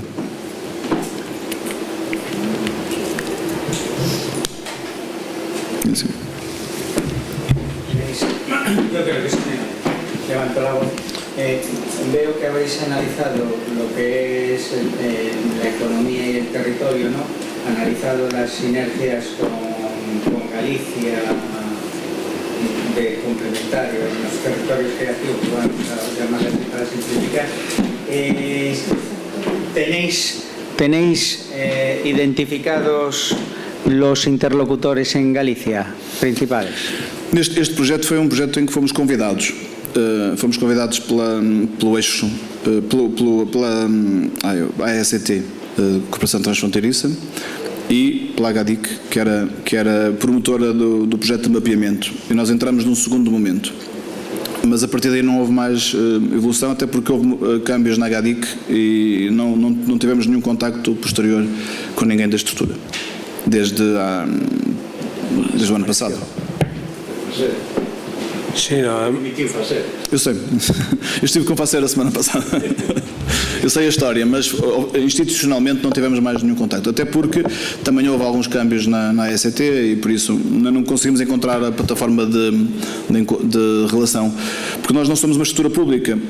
Trabalhamos com privados ou com públicos, não temos nenhum problema. Só que não conhecemos uma outra plataforma de cobertura geográfica a nível da Galiza que, para além da AGADIC, que possa ser parceiro neste tema. Não conhecemos nenhuma estrutura privada que possa ser o interlocutor direto. Mas estamos disponíveis para trabalhar com qualquer instituição, porque temos interesse nisso. Embora tenhamos uma estrutura muito pequena, para programas europeus, por exemplo, temos de trabalhar diretamente em conjunto. Sim, temos muito interesse.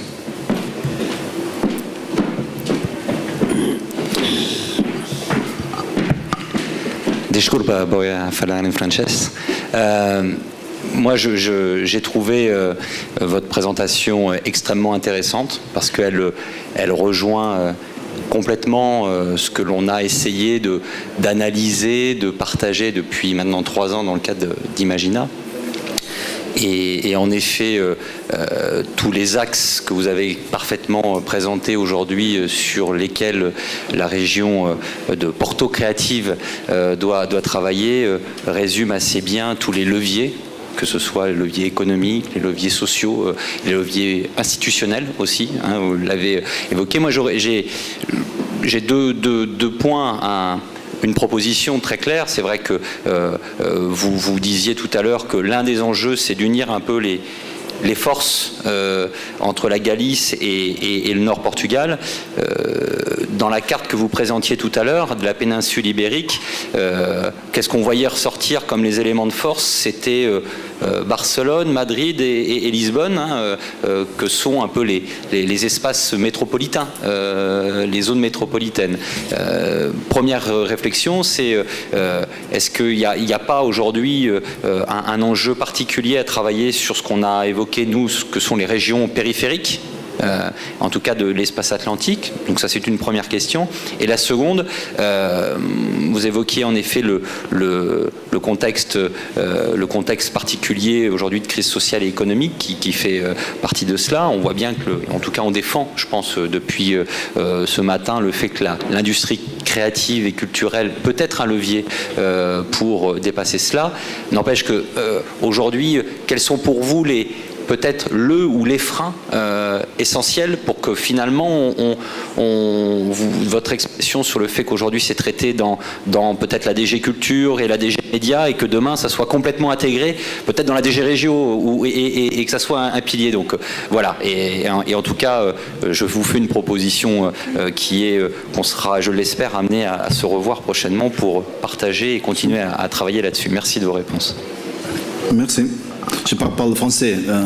Je vou responder em português. A ideia da demonstração da escala, da massa crítica entre o Norte de Portugal e Galiza não tem a ver com a nossa dimensão de relação internacional.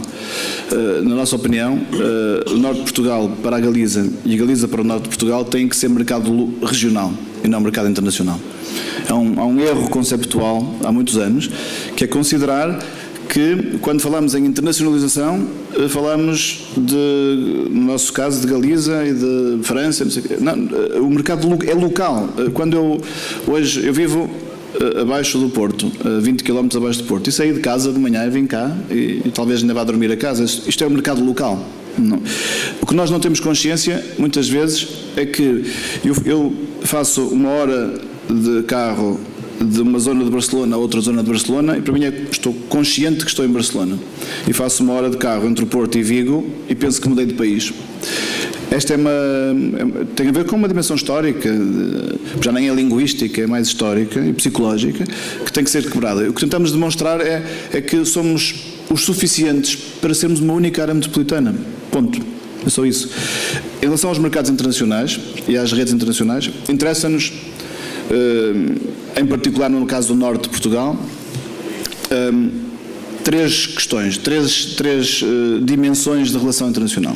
Desde logo, os países de língua portuguesa, em particular o Brasil, que tem quase 200 milhões de habitantes e que não consomem conteúdos portugueses.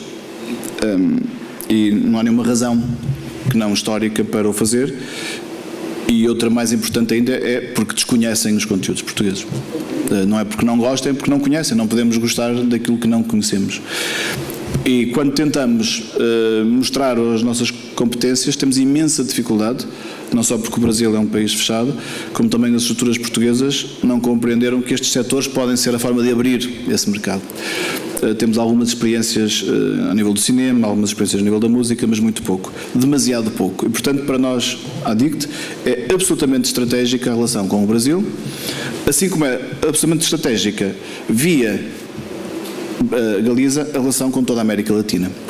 Por isso, por exemplo, eu vou estar na próxima semana na Colômbia com uma empresa galega e vamos tentar fazer um trabalho conjunto de encontrar oportunidades comerciais a partir dos setores culturais e criativos e turísticos, como fizemos no Brasil o ano passado.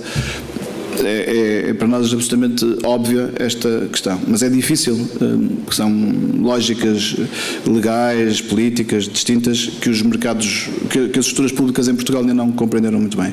Basta dizer, por exemplo, o British Council tem muito melhor cobertura territorial no Brasil do que tem qualquer estrutura cultural portuguesa. E, portanto, isso deve-nos fazer pensar. A segunda dimensão, o segundo mercado, óbvio também para nós, é a questão da China e do todo o extremo leste, o extremo asiático, nomeadamente por alguma proximidade cultural, via Macau, por exemplo, que ainda tem algumas franjas de língua portuguesa, mas acima de tudo tem uma relação cultural e histórica relevante, que quer manter.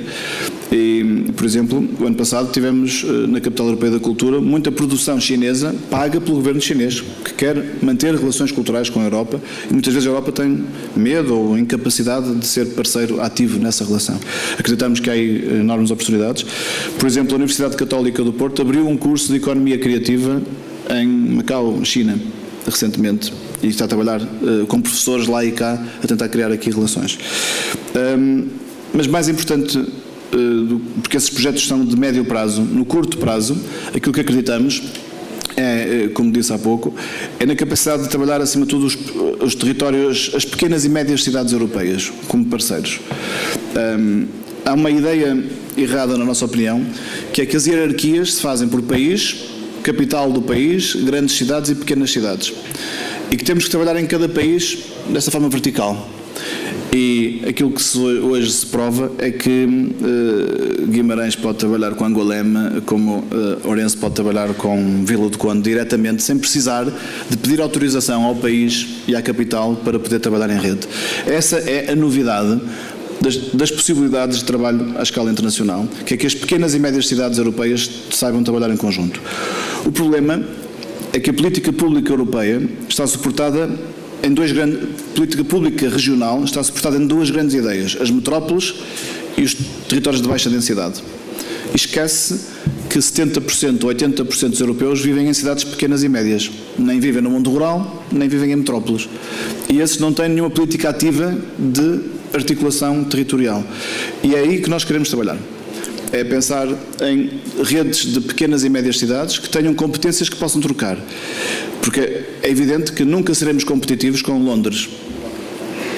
Mas podemos ser competitivos com 70% das cidades da Eslováquia, ou da Eslovénia, ou do Báltico, ou o que seja. É possível entrar. E essa experiência na Capital Europeia da Cultura fez-me compreender que é absolutamente óbvio essa possibilidade, e é fácil, é relativamente fácil, porque o único custo são custos de viagens, porque há uma disponibilidade hoje diferente para compreender o outro e para conhecer o outro em cidades de pequena e média escala. Ou seja, grandes mercados de grande consumo, América Latina e Ásia, a nível europeu, as pequenas e médias cidades, em lógicas, em plataformas diferentes de encontro e de distribuição. É mais fácil levar um filme português hoje a uma cidade de capital europeia da cultura, por exemplo, em Košice, este ano, do que levá-lo a Madrid, porque abrimos redes próprias de relação, através dos pequenos projetos de cidades em rede. Portanto, este é a nossa observação enquanto trabalho de relação com mercados internacionais. E sim, estamos disponíveis e interessados em também falar convosco e tentar encontrar caminhos de convergência e de interesse conjunto.